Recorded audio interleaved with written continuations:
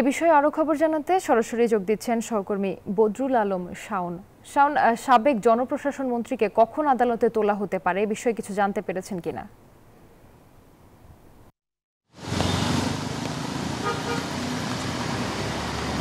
রুবা, আপনি জানেন যে সদ্য পতন হওয়া আওয়ামী লীগ সরকারের সাবেক জনপ্রশাসন মন্ত্রী ফরহাদ হোসেনকে গতকাল রাতে গ্রেপ্তার করা হয়।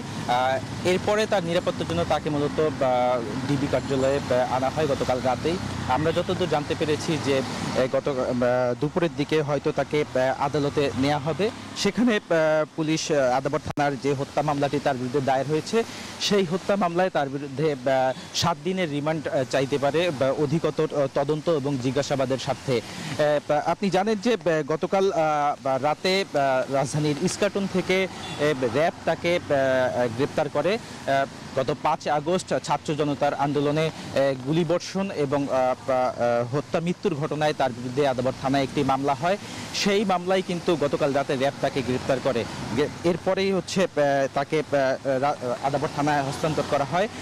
এখন আমরা যতদূর জানতে পেরেছি যে আদাবর থানা তাকে দুপুরের দিকে আদালতে নিতে পারে। সেখানে তার বিরুদ্ধে 7 দিনের রিমান্ড আবেদন চাওয়া হতে পারে বলে আমরা জানতে পেরেছি এখন পর্যন্ত।